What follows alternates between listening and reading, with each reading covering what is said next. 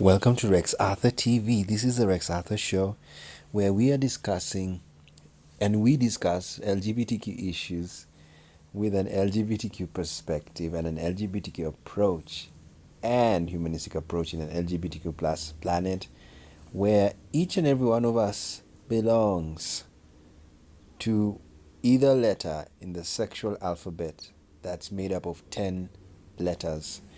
LGBTQIAAP. Today, we are discussing the right to own property, and this is an UDHR Article 17, so we're on lap 17, and our plan is to finish the 30 laps, and we are doing very well. So we are on the right to own property. Now, everyone has the right to own property alone as well as in association with others, and no one shall be arbitrarily deprived of his property. Yes, you have a right to own property, and that includes,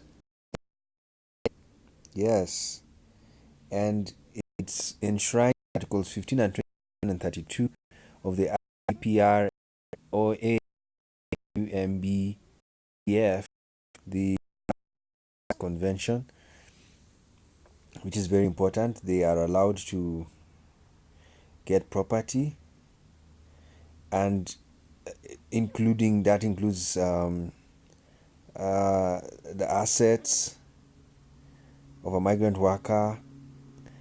If they are expropriated, the person shall have the right to fair and adequate compensation if his assets are expropriated by the state they are working in. And it shall be unlawful for anyone other than a public to confiscate, destroy, or destroy identity documents of a migrant worker, because documents are also property. So you have a right to acquire identification documents. That is your property. So there is intellectual property, there is real property, and intellectual property. So even documentary, identity card, a SIM card, that is your right. You have a right to own a SIM card. You have a right to own an ID card. You have a right to acquire royalties. You have a right to that's why I've divided the property into real property and intellectual property, and that's what it is. Like when you have an ID card, you have a right to it. You have a right to the birth certificate. You have a right to any certificate by government. You have a right to a PIN number. Yes, you own the PIN number. It is yours for the tax identification number, the TIN number, sorry. So all of these numbers you have, a telephone number, email, you have a right to an email account. You have a right to an e-citizen account. All of these are properties, and they are either real or virtual property, or what I'm calling intellectual property that is recorded. Good. So that's what you need to understand when you see the word property. It means all of those things. And let's see the Africans, what Africa is saying. Okay, and this is a nice one from Article 32 of the Migrant Workers, that upon the termination of their stay of employment, migrant workers shall have the right to transfer their earnings and savings. Yes, because even money is property. You have a right to own money. When you own money, you put it in the bank, save it. Your savings and your earnings are your property. You see, money is also property. And that's why you keep it in an account. That's why you open a bank account. I have a bank account. That means I own I have a bank account in my name. It is mine. That's a possession, and therefore it is your property. So it's very important to understand that, and you must understand the banks. There's these conspiracy theories. They tell you that your banks control you. No, you have a bank account. You even have a right to go to the bank and close your bank account. You have a right to do anything. It is your account. It's not the bank's account. The bank does not put its money there. It is you who puts your money. So this is empowerment. Economic empowerment is done. It is two-way. The banks empower you and you empower the banks. Forget about conspiracy theories that the banks are the ones which control you, or that no, they need you much as you need them.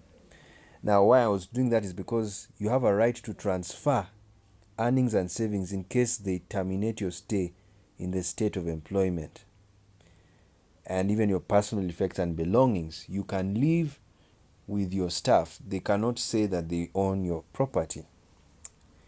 And this is very important. It happened in Germany, again Nazi Germany. The Jews, they destroyed their property in burnings, and they burned their books.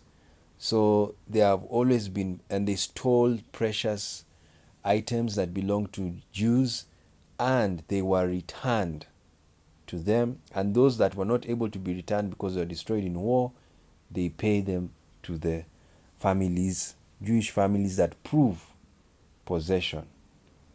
And this is also happening everywhere.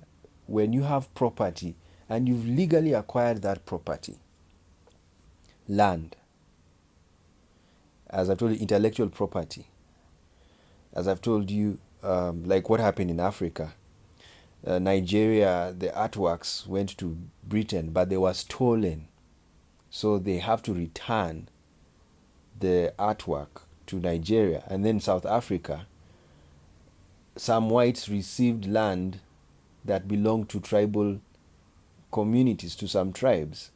So those communities they are exercising their right to get back the land, not because they don't want the white person to have the land, but because the white person got the land in an illegal way. It was somebody's land before. So if they prove that that land was owned by a tribe, then the owner has to let go of the land. So that is the sad reality that many South African farmers have to face. Yes, it is, because I've told you, Benin, Nigeria, they cried for their artifacts that were taken to the British Museum, and they were returned because these did not go with full consent. Now they have the knowledge, they can consent. And the beauty of that is that now, like even what is happening in South Africa and Nigeria, if you want the artifacts, you can now get them, but at a price, a very good price. Because the other time, the guys took the artifacts they cheated these people because they even did not know the value of those artifacts. They are very valuable, very great art. And so now what Nigeria has done, take back the artifacts. Then if the British Museum wants them, they really love them, they can now acquire them at a good price, and they price them according to the age and the quality of the artwork. Then it can go to Britain. And same to the land. Let the land go back to the tribe. Then if their tribe feels like we need some commercial farming here, and this white farmer is very good at it, he can come back to them, strike a deal, and they can give him part of the land, but they will still be in trust. They can make a deal with these people. So the whole reparation or acquisition of property is not to chase people. And even the government of South Africa should explain it to the black South Africans that it's not necessary. It is to give back power to the black people so that they can negotiate, they can do business with anybody, even a foreign company. Because even Chinese are farmers and they may want to come to do farming in South Africa. So you imagine you can take away the land from that white South African and then give it to a Chinese. But even if you give it to a Chinese, let it be that when the rightful owner gets back the land, they can deal with anybody they want to. So I think that's how I would solve the South Africa crisis, so that it does not blow up into a racial war like what happened in Zimbabwe. It was regrettable. What should have happened in Zimbabwe was the government should have told the white farmers that yes, this land was our land. And then the farmers say, yes, we know it was your land. Good. Now it comes back to us. They take back the ownership. But then they make a deal with these white farmers and say, you want the land? Yes, we want it. We have been using it and we know it was your land. Good. Now let us make a deal. And then the deal is made between either the community that has acquired back the land and the farmer, or the government and the farmer. So this is what I think South Africa should do.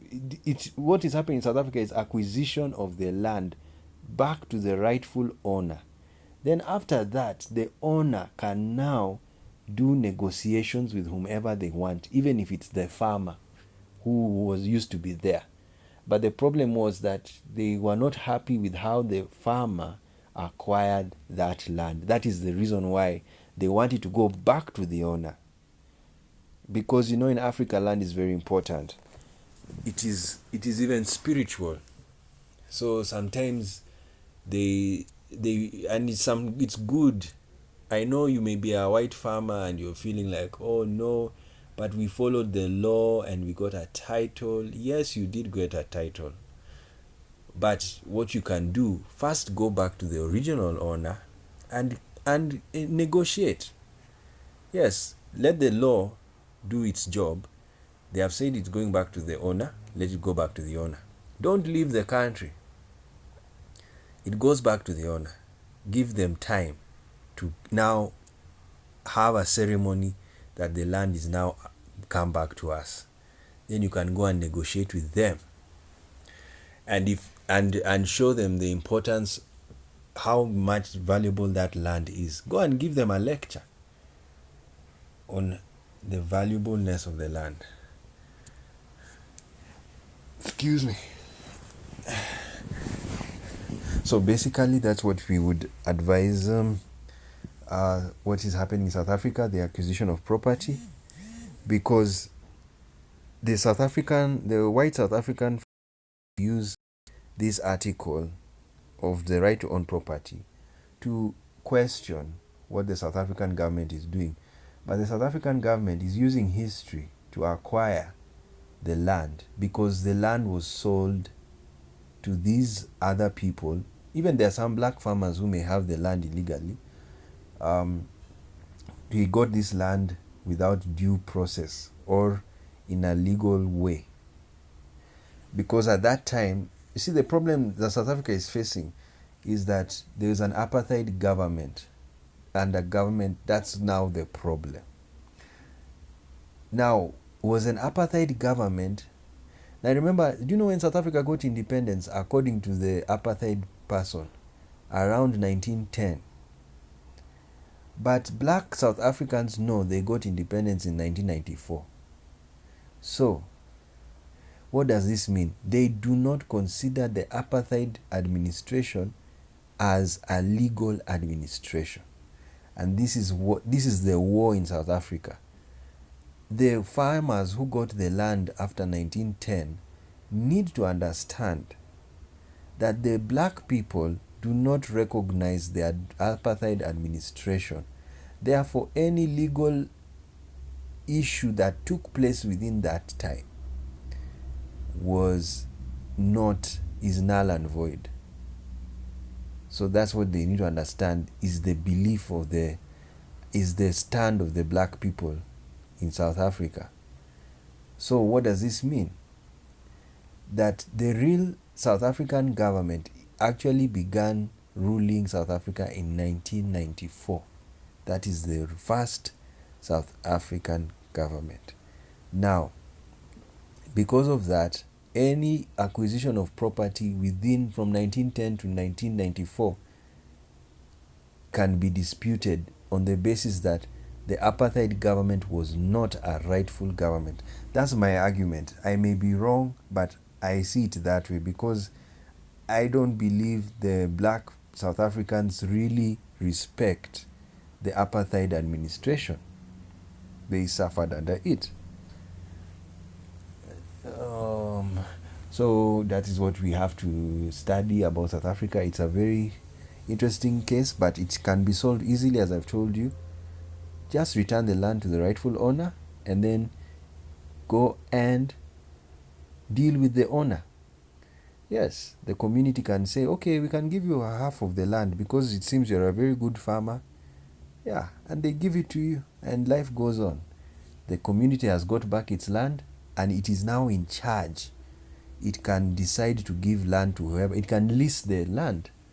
So that's what the South African farmers who acquired tribal lands should understand. That the land is being returned to the original owner. He's alive. You see, if you steal my car and then you go to live in another province or another state, and then the police have been investigating and looking for the car because I've told them I lost my car and this is the number plate and this is the color, and then they find that car in the car in another state or another province, they will call my friend, you found back. That's what will happen.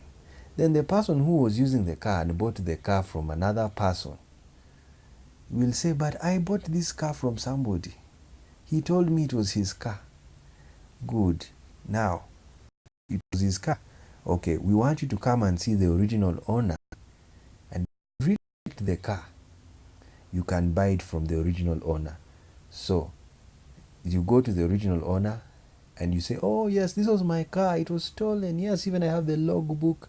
I have everything. Oh my God, I'm so sorry they stole it from you. But I really loved this car. It really makes me work well. Can I buy it properly? I know I bought it from it was my mistake. You know, there's a legal principle, nemo dat causat, if I can't recall, if I can remember my law. Nemo dat something rule. It's meaning that sometimes you cannot be blamed for purchasing a stolen property. But I think the exception to that rule is that if the original owner is around and he has the logbook and he has the proof that the car that was stolen and sold to another party is his, then he has a right to get it back and then do whatever he wants to do with it. He can choose to go back with it. So the other third party loses the property, but if he wants it, he can buy it from the original owner. Let me see if I can remember the law as we conclude this discussion. Let me see if I can remember it very well. And then we conclude this right to property. Nemo dat rule.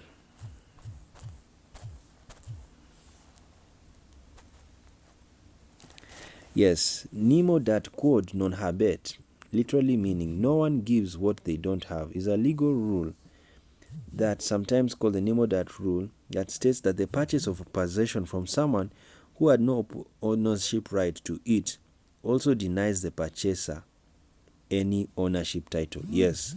So basically, if you purchase a possession from someone who has no ownership right to that property, then it also denies the purchaser of ownership title. So like even the land, if you bought land from an illegal government, like I've told you, the apartheid administration, the problem is what of these white farmers are saying, they think the apartheid government was a legitimate government, but it was not, because apartheid was a wrong system.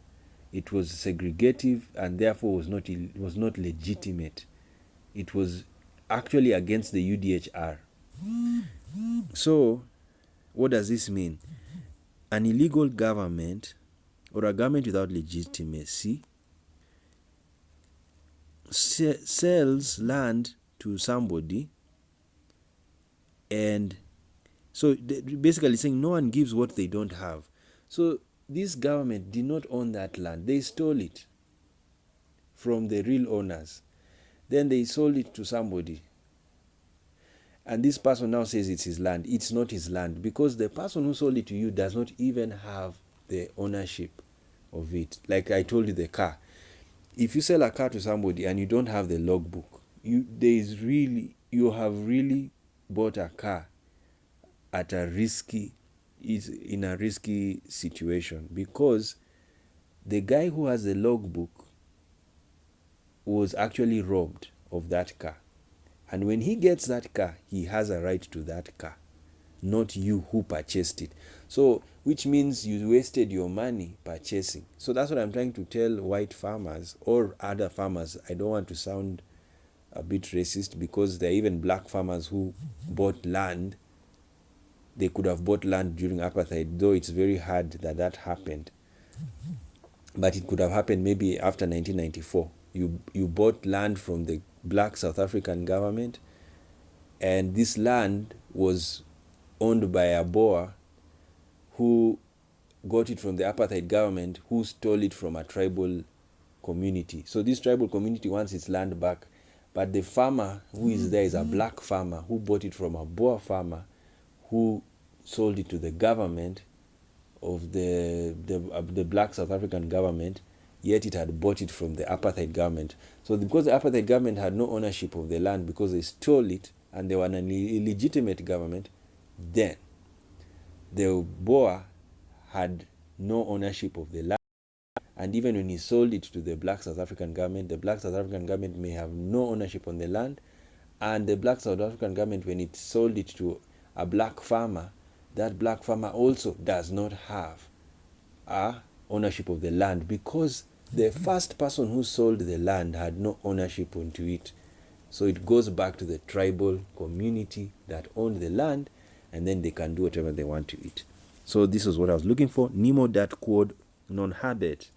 No one gives what they don't have. And this is what should be the basis of purchasing of property and land. Thank you so much. That's how we can deal with the right to own property.